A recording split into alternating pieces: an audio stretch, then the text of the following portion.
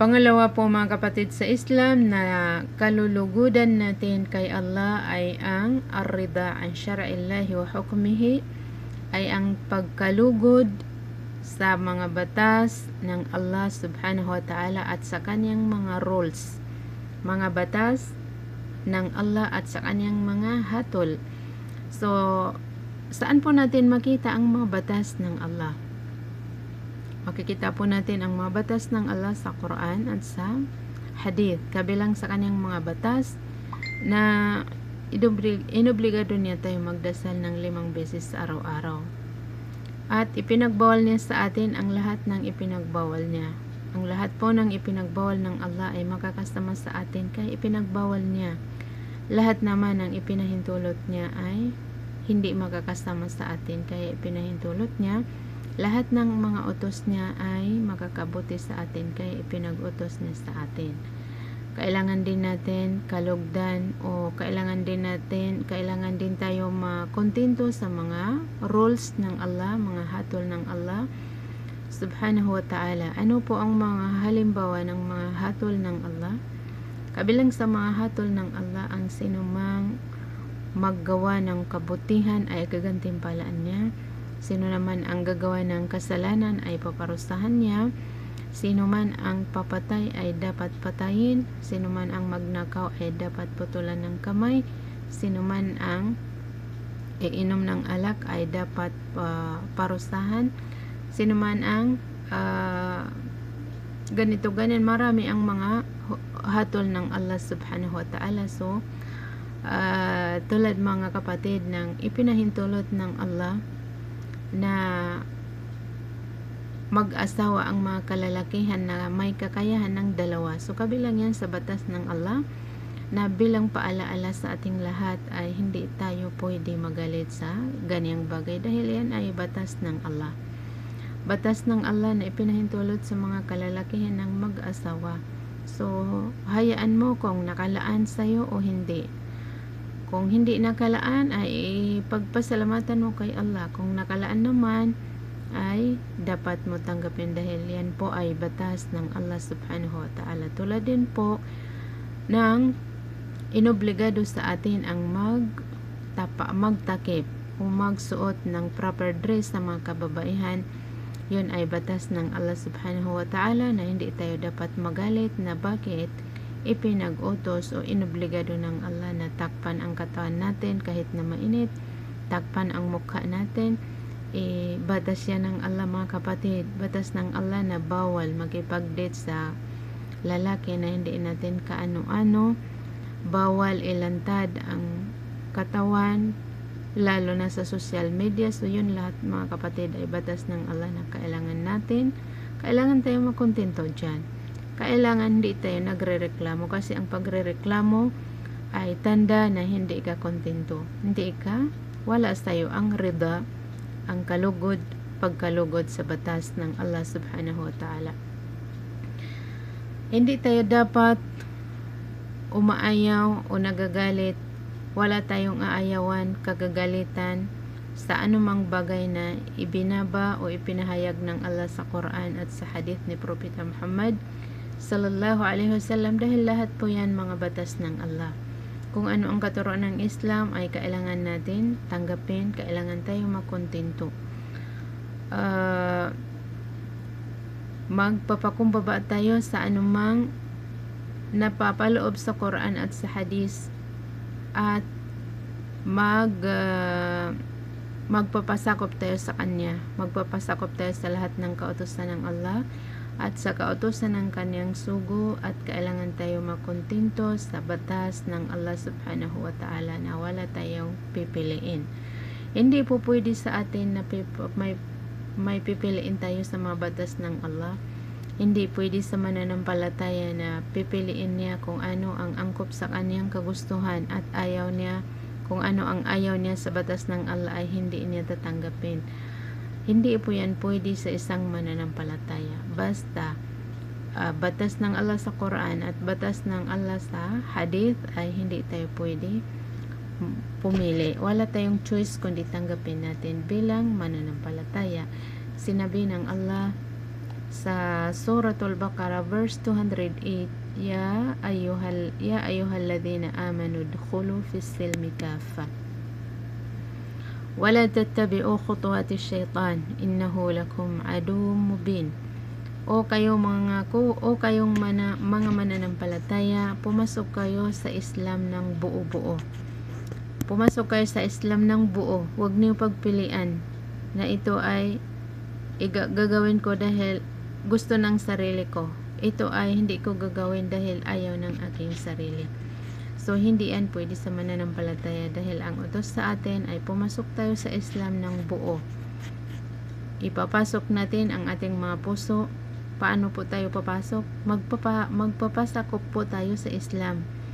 Ipapasakop tayo sa Islam. Isusurrender natin sa Islam ang ating mga puso, ang ating mga gawa, ang ating mga salita. Ibig sabihin kung ano ang gusto ng Allah, kung ano ang batas ng Allah sa Islam, ay doon po tayo magpapasailalim. Ibig sabihin ay susundin natin. Wala tattabi'u khutuwati syaitan, at huwag ninyo sundin ang mga yapak ng syaitan. Ang dahilan, mga kapatid, na sa Islam ng hindi pagpapasakop ng tao sa Islam ay dahil sa syaitan. Ayaw ng syaitan na magpasakop ka para magaya mo siya. Kasi hindi siya nagpasakop. Hindi nagpasakop ang syaitan. Kaya isinumpa siya ng Allah subhanahu wa ta'ala. So ngayon, ay ang gusto ng syaitan ay magaya mo siya at hindi ka magpasakop upang sa ganon ay maging kasama ka niya sa imperno. Wal-iyadu billah.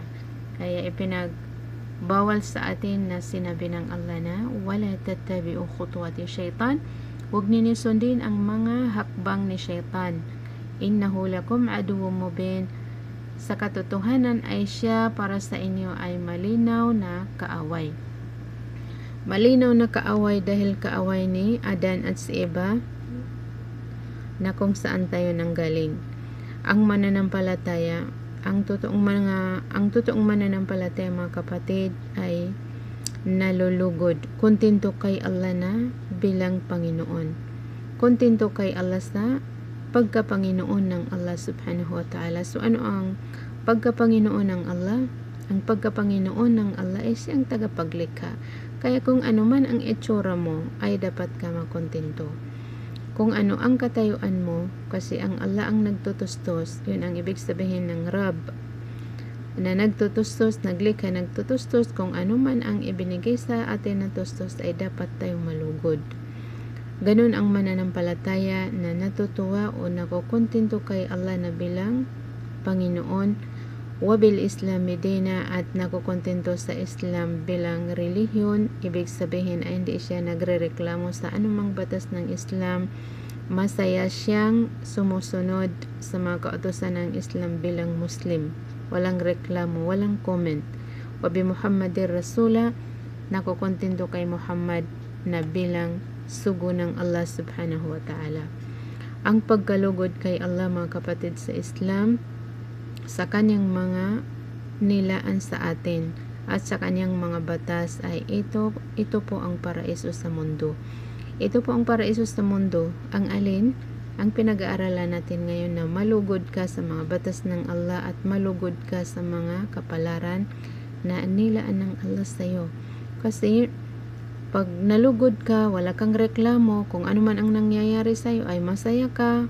Wala kang reklamo, wala kang comment dahil naniniwala ka na ang Allah ang pumili sa iyo ng ganyan at ang Allah ay hindi niya pipiliin sa iyo ang hindi mabuti, ay talagang paraiso mo ang mundo. Wala kang masakit. Walang masakit sa iyo, walang masakit sa kalooban, walang kalungkutan, wala kang inaala-ala dahil inaamin mo o di kaya alam mo na yun ang pinili ng Allah subhanahu wa ta'ala sa iyo. Paraiso mo sa mundo at paraiso mo sa kabilang buhay. So, tanda na mapaparaiso ka pag ganyan ang puso mo na wala kang reklamo sa anumang binibigay ng Allah sa iyo. MashaAllah. Sinabi ng Allah, innamal mu'minuna alladhina idha dhukirallahu wajilat qulubuhum. Sa katotohanan, ang consider lang ng mga mananampalataya ay ang mga taong pag binanggit ang Allah sa kanila ay lumalambot ang kanilang mga puso. Wa idha tuliyat alaihim ayatuhu zadatuhum imana, at pag binasa sa kanya ang kaniyang mga tanda sa Quran ay nakakadagdag sa kanilang mga pananampalataya. Wa ala rabbihim yatawakkalun, at sa kanilang Panginoon lamang sila na umaasa. Alladhina yuqimuna as-salah, sila ay itinatayo nila ang dasal, wa mimma razaqnahum yunfiqun, at ginagastos nila ang anumang itinustos namin sa kanila. Ulaika humul mu'minuna haqqa, yan ang mga taong totoong mga mananampalataya. Lahum darajatun inda rabbihim, ipagkakaloob sa kanila ang mga antas na malapit sa kanilang Rab, na yun ang paraiso, at ipagkakaloob sa kanila ang magfiratu wa rizqun karim, ipagkakaloob sa kanila ang kapatawaran at tustos na napakabuti. So yun po ang mga totoong mga mananampalataya. Ito po ang kanilang mga katangian, na nalulugod sila sa batas ng Allah at nalulugod sila sa mga kapalaran na nilaan ng Allah sa kanila. At ito ang paraiso sa daigdig na magiging tulay nila sa paraiso sa kabilang buhay. Ang pagkalugod kay Allah, mga kapatid, ay ito na ang relihiyon. Ito ang relihiyon, ang malugod ka. Dahil ang nangyayari sa atin, ang nangyayari sa tao dito sa daigdig ay 5 lang ang nagpapalit. Una ay ang mga ma'murat, mga kautusan. Pangalawa ay ang mga manhiyat, mga ipinagbawal. Pangatlo ay ang mubahat, ang mga mubah, ipinahintulot, pananamit man o pagkain o kahit ano dyan.